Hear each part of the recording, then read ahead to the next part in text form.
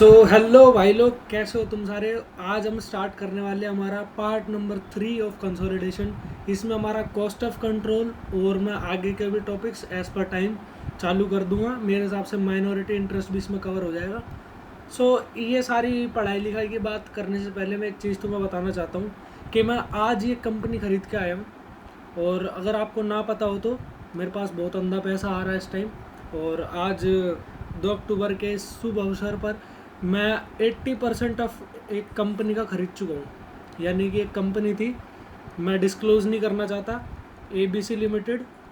ठीक है, इस कंपनी का मैं 80% ख़रीद लिया। मैंने इसको 80% ख़रीद लिया, समझ रहे हो।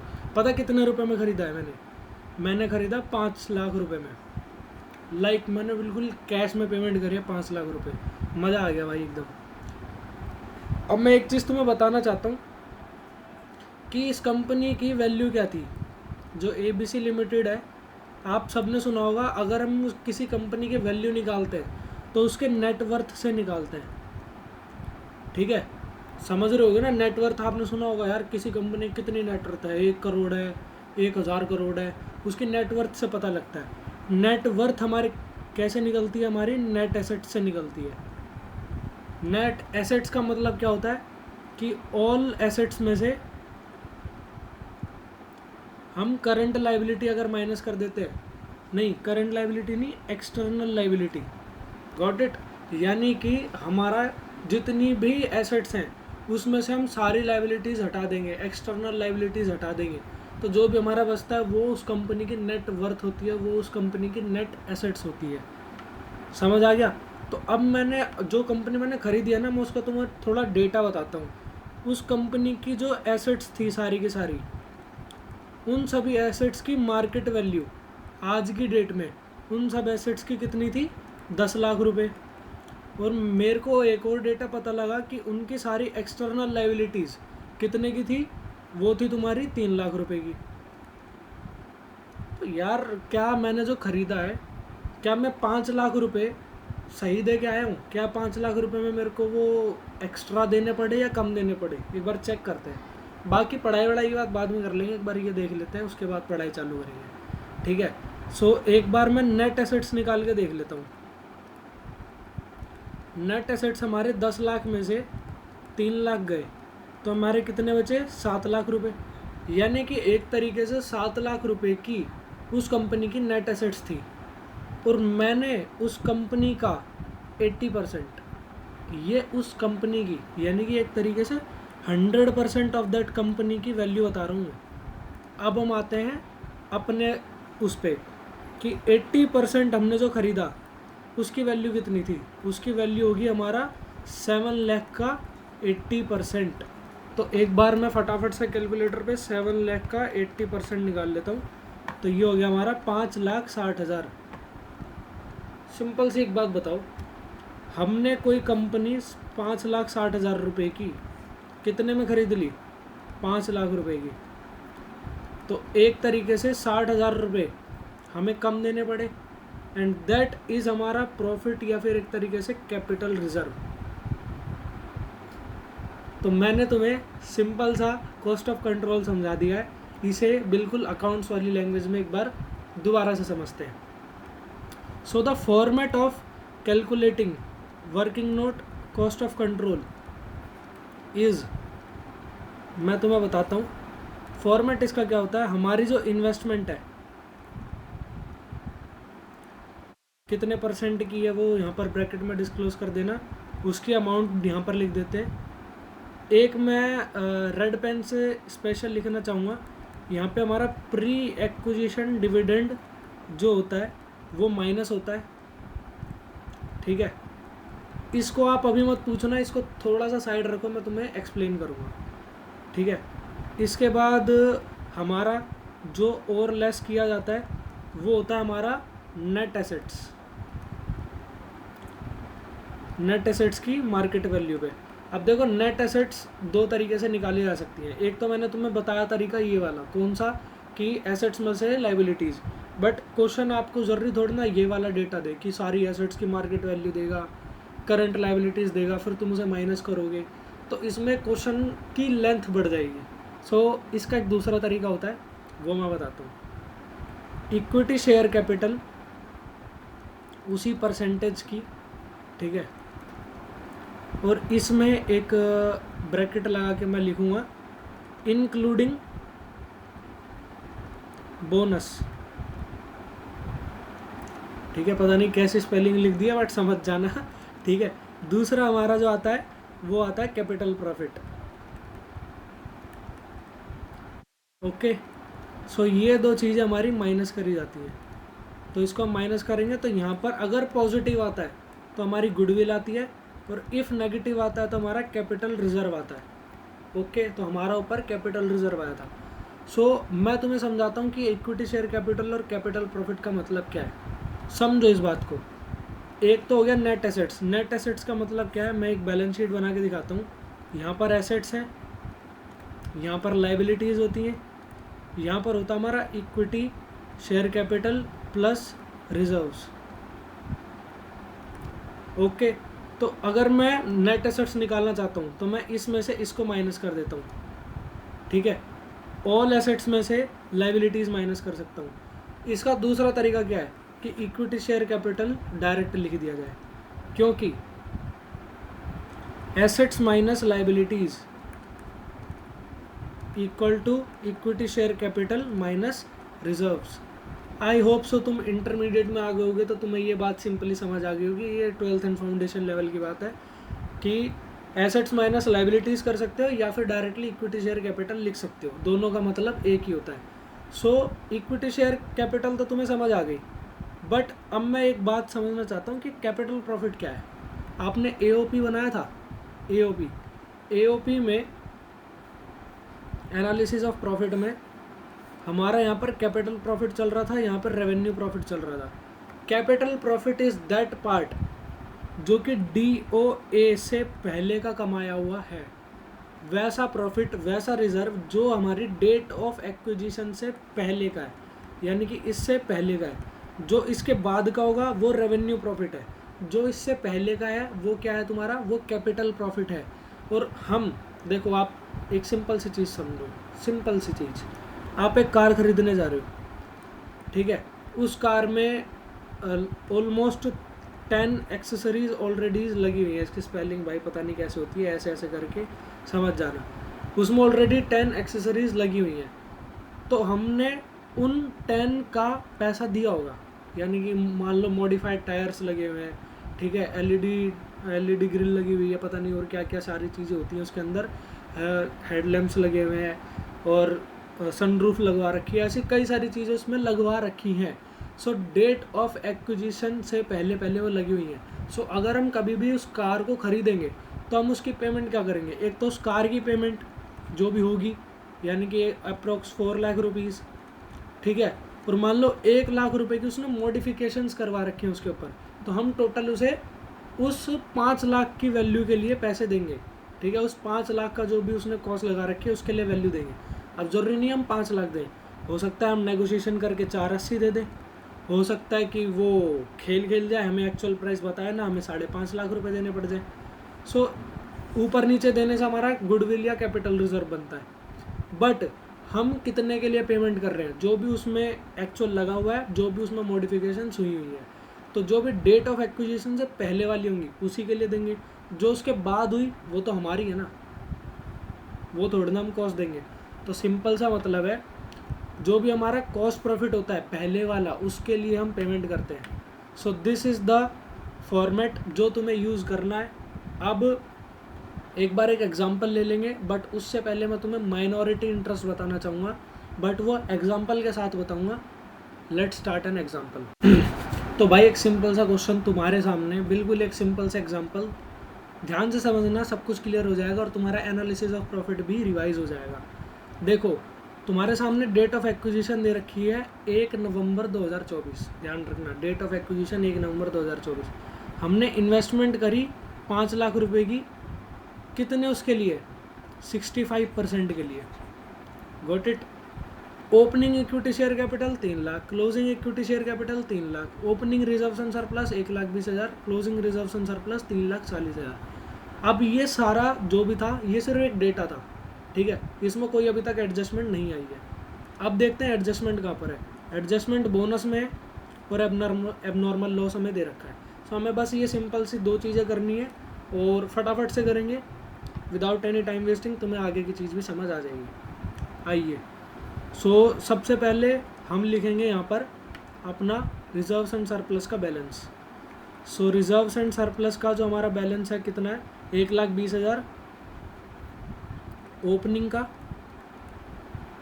और 3,40,000 क्लोजिंग का। तो अगर हम साल के शुरुआत में 1,20,000 रुपये कमाए थे, साल के एंड में हमने देखा वो 3,40,000 हो गए हैं। तो हमने कितना पैसा कमाया, 3,40,000 माइनस 1,20,000, हमने 2,20,000 रुपये इस साल कमाए हैं। Got it. अब देखो एक चीज़ मैं तुम्हें शो कराना चाहता हूँ।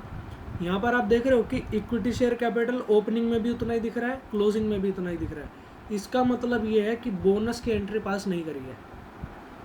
अगर बोनस की एंट्री पास करी होती तो शो होता ना यहाँ पे, तो इसका मतलब बोनस की एंट्री यहाँ पर पास नहीं हुई है।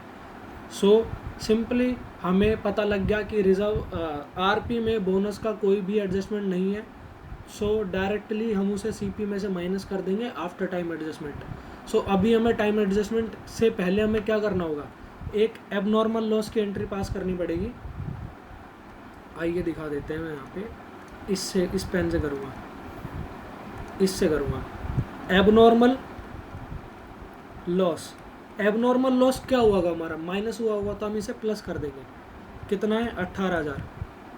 18,000 मैंने प्लस कर दिया। अब इसके बाद जो बैलेंस आया वो क्या आया, 1,20,000, 2,38,000 एंड 3,40,000। ये हमारा क्या बन गया, ये हमारा नॉर्मल प्रॉफिट बन गया। अब इस नॉर्मल प्रॉफिट की हम टाइम एडजस्टमेंट करेंगे, प्लस माइनस टाइम एडजस्टमेंट। अब टाइम एडजस्टमेंट कैसे होगी, सो भाई हमारी डेट ऑफ एक्विजिशन क्या है, 1/11। तो हमारे कितना हो गया, अप्रैल मई जून जुलाई अगस्त सितंबर अक्टूबर, अक्टूबर खत्म हो जाएगा तो नवंबर चालू, यानी कि 7। तो हमारा आ जाएगा 7/12। इसका मतलब ये जो 2,38,000 है, इस 2,38,000 में हमारा 7 महीने का कैपिटल प्रॉफिट है। यानी कि हमारे जब हमने ख़रीदा था 7 महीने ऑलरेडी बीत चुके थे, तो 7 महीने का प्रॉफिट की भी हमें कॉस्ट देनी पड़ेगी। सो इसका मतलब 2,38,000 गुणा 7/12, ये हम यहाँ से हटा देंगे और उतना ही हम यहाँ पर ऐड कर देंगे। तो 2,38,000 गुणा 7/12, सो हमारा आ गया 138,833, 138,833। ओके, सो यहाँ पर आफ्टर टाइम एडजस्टमेंट जो हमारा बैलेंस बच रहा है वो आएगा हमारा यहाँ पर 258,833 और यहाँ पर 9,167। अब देखो ये चीज़ हो गई। अब हम करेंगे रीस्टेट करना होता है, यानी कि जो हमने एबनॉर्मल लॉस हटाया वो लगेगा, वापस लगेगा। तो सबसे पहले हम बोनस वाला कर लेते हैं, बोनस वाला। ठीक है, तो हम बोनस को माइनस कर लेते हैं। अब बोनस हमारा हमेशा पिछले साल का होता है, तो बोनस हमारा कितने का था, बोनस था हमारा 1:3, यानी कि हमारे कैपिटल कितने की, 3 लाख की। सो 3 लाख की कैपिटल पे 1:3 कितना हो गया, 1 लाख। तो 1 लाख का हम बोनस दे देंगे। सो 1 लाख हम यहाँ पर हटा देते हैं। ठीक है, यहाँ पर कुछ नहीं होगा। और एबनॉर्मल लॉस, अब देखो एबनॉर्मल लॉस में ना डेट लिखी हुई थी एक, अब फटाफट से मेरे को डेट बता दो। यहाँ पर हमारी, अरे कहाँ गया, यहाँ पर हमारी एबनॉर्मल लॉस की डेट क्या लिखी हुई है, 1/7। हमने जो डेट ऑफ एक्विजिशन है हमारी कितने की है, 1/11 की। तो ये हमारा डेट ऑफ एक्विजिशन से पहले का है, यानी कि हमारा कैपिटल वाले में चला जाएगा। तो हमारे 18,000 कहाँ से माइनस होंगे, वो हमारे माइनस होंगे यहाँ से।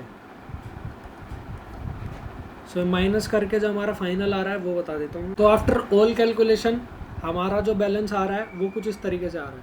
आई होप सो तुम्हें कुछ भी ऊपर से ना जा रहा हो। मेरे हिसाब से थोड़ी सी वीडियो लेंथ ज़्यादा हो गई होगी, आप थोड़ा सा स्पीड बढ़ा के भी देख सकते हो। बिल्कुल नॉर्मल बेसिक कॉन्सेप्ट चल रहे हैं, बट अब अपनी स्पीड को स्लो कर लेना, क्योंकि अब वो कॉस्ट ऑफ कंट्रोल वगैरह आने वाला है। अब मैं बताता हूँ इसके बाद का, क्योंकि अभी तक का तो हमने पिछली वीडियोज़ का रिवाइज़ करा है। सो अब हम क्या करेंगे, होल्डिंग एंड सब्सिडरी। होल्डिंग हमारा कितना था 65%, सब्सिडरी था हमारा 35%। सिंपल। सब्सिडरी एक तरीके से हमारा माइनॉरिटी इंटरेस्ट भी बन सकता है। ओके, यानी कि वो बंदे जो उस कंपनी में बचा हुआ परसेंटेज को ओन करते हैं, बट उनका ज़्यादा रोल नहीं है क्योंकि हमने मेजर पोर्शन तो हमने खरीद लिया। सो 65%। अब इन सबको डिवाइड करेंगे। 140,833 140,833 का 65%, ये आ गया हमारा 91,541। देखो सिंपल से एक चीज़ समझो, हमने इन सब को परसेंटेज में डिवाइड कर लिया है। होल्डिंग का कितना परसेंट है सीपी के अंदर, आरपी के अंदर, माइनॉरिटी वालों का सीपी के अंदर, आरपी के अंदर कितना है। अब देखो पिछले साल का प्रॉफिट, ठीक है, यानी कि अब तक का जो कमाया हुआ प्रॉफिट था, कैपिटल प्रॉफिट था, पिछले साल का नहीं, सॉरी वो गलत वर्डिंग यूज हो गई। डेट ऑफ एक्विजिशन से पहले तक का प्रॉफिट जो भी था वो होल्डिंग का कितना है, ये वाला पार्ट, ये हमारा कहाँ पर यूज होगा, कॉस्ट ऑफ कंट्रोल के अंदर। Got it. और माइनॉरिटी वालों के दोनों प्रॉफिट कहाँ यूज होंगे हमारे, ये यूज होंगे माइनॉरिटी इंटरेस्ट में। और माइनॉरिटी होल्डिंग का इस साल का प्रॉफिट ये कहाँ पर यूज होगा, कंसोलिडेटेड रिजर्व्स एंड सरप्लस में, जब हम बैलेंस शीट बनाएंगे। सो ये चीज़ अगर तुम्हें समझ ना भी आई हो तो अभी तक के लिए इसे पेंडिंग छोड़ दो, मैं यहाँ पर लिख देता हूँ पेंडिंग, आप इसे भूल जाओ। हमारे लिए आज के जो डिस्कशन टॉपिक हैं वो ये है, सीओसी और minority interest. Got it. COC वो पार्ट जो होल्डिंग का डेट ऑफ एक्विजिशन से पहले का कैपिटल प्रॉफिट है, ये सीओसी में यूज़ होगा क्योंकि इसके लिए हमने कॉस्ट पे करी। माइनॉरिटी इंटरेस्ट जो पहले और इस साल दोनों का कमाए हुए हैं वो देखेंगे। तो आओ सबसे पहले हम कॉस्ट ऑफ कंट्रोल निकालते हैं। Working note number 1, cost of control. So now we will head towards investment. हमने इन्वेस्टमेंट कितने की करी थी, हमने करी थी 5 लाख रुपए की। हम इसमें से नेट एसेट्स को माइनस करेंगे, लेस नेट एसेट्स। अब नेट एसेट्स के लिए हमें एसेट्स तो दी नहीं गई हैं, हम इक्विटी शेयर कैपिटल, अब इक्विटी शेयर कैपिटल हमेशा विद बोनस होता है। विद बोनस मतलब 4 लाख लेंगे, 3 लाख प्लस 1 लाख, 3 लाख पहले थी, 1 लाख बोनस ऐड हो गया, इसका 65% लेना है। ये भूल मत जाना, हमेशा प्रोपोर्शनेट कैपिटल हमें लेनी है, भूलना मत, हमेशा गलती होती है। सो 4 लाख का 65% कर देंगे हम, 2,60,000, ये आ गया हमारा। इसके बाद हमारा क्या आएगा, कैपिटल प्रॉफिट जो हमने अभी निकाला था, जो हमारा यूज होगा 91,541। सो 91,541, इन दोनों को कैलकुलेट करके हमारा फाइनल आंसर आ जाएगा। एक बार निकाल लेते हैं, 5 लाख माइनस 2,60,000 माइनस 91,541, हमारा आंसर आ गया 148,459। सो ये पॉजिटिव आया है तो हमारा क्या हो गया, गुडविल, यानी कि जितनी उसकी वैल्यू नहीं थी, जितने उसके नेट एसेट्स नहीं थे, हमने उससे ज़्यादा उसे पैसे पे करे, तो जितने भी ज़्यादा पैसे पे करेंगे वो उसकी गुडविल की वजह से पे करे होंगे। सो कॉस्ट ऑफ कंट्रोल इतना आ गया। Now we will head towards minority interest, जो कि मैं इसके साथ साथ ही समझाऊंगा। Minority interest. अब माइनॉरिटी इंटरेस्ट में 2 चीज़ आती हैं, एक तो जो भी 35% बंदे होंगे, जिन्होंने बहुत ही कम शेयर यहाँ पे लगा रखा है, वो हैं इक्विटी शेयर कैपिटल वाले। उन्होंने 2 पैसे लगा रखे हैं, इक्विटी शेयर कैपिटल 35% और जो भी उन्होंने प्रॉफिट कमाया होगा वो। ओके, तो 4 लाख रुपए आफ्टर बोनस, उसका 35% तो यहाँ पर लग रहा है 1,40,000। देखो आप मेरे को सिंपली बताओ, जो उस कंपनी में बच्चे कुचे बंदे हैं जो 35% ओन करते हैं, वो कितने पैसे, उनके कितने पैसे लगे हुए हैं। एक तो उन्होंने कैपिटल में लगा रखा है, दूसरा उनका प्रॉफिट वाला हिस्सा है। तो कैपिटल वाला हिस्सा मैंने निकाल लिया, प्रॉफिट में दोनों आएगा, सीपी और आरपी। उन्होंने तो पहले से खरीद के रख रखे हैं ना, वो हमारी तरह अभी थोड़ा ना खरीद रहे हैं। तो सीपी एंड आरपी कौन सा है, ये 49292 प्लस 34708, 84,000। सो ये दोनों मिला के 84,000 बना।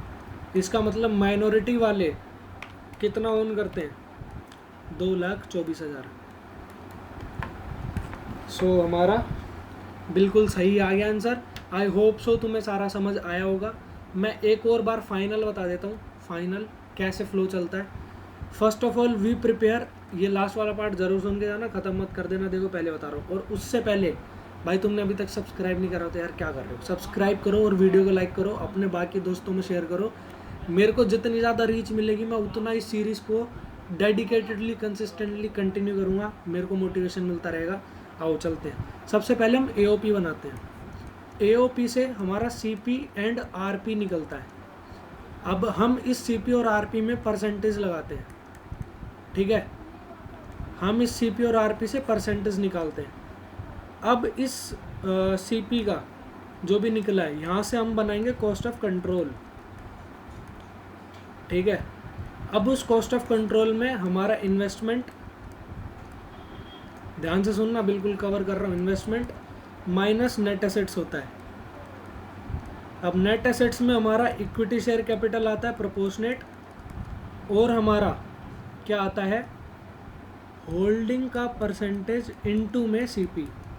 गॉट इट, यानी कि होल्डिंग का परसेंटेज CP के अंदर। सो हम ये माइनस कर देते हैं और यहाँ से हमारा गुडविल या कैपिटल रिजर्व निकल जाता है। इसके बाद हम बनाते हैं, यहाँ से चलता हुआ है, यहाँ पर हम बनाते हैं माइनॉरिटी इंटरेस्ट। अब माइनॉरिटी वालों ने कितने पैसे लगा रखे हैं, तो इक्विटी शेयर कैपिटल बचा कुचा परसेंटेज, ठीक है, प्लस में CP माइनॉरिटी वालों का, RP माइनॉरिटी वालों का, उतना ही परसेंटेज आता है यहाँ पर। सो हमारी यहाँ पर CP एंड RP सब कुछ आ जाता है। सो अभी तक हम इस पूरे चैप्टर में इस फ्लो में चलें कि हमें AOP भी आ गया है। देखो हमें AOP आ गया है, AOP में CP RP कैसे निकालते हैं फाइनल वो आ गया है, परसेंटेजेस लगाने आ गए हैं, ठीक है।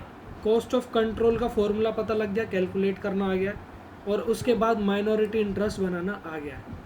इसके बाद हमारा जो अगला वीडियो होने वाला है वो टोटली किस चीज़ पर होगा, बैलेंस शीट बनाने पर, यानी कि एक फुल फ्लेश्ड क्वेश्चन जिसमें इन सारी चीज़ों को बना के एक बार दोबारा बैलेंस शीट में फिट करेंगे, और उसके बाद चैप्टर ओवर।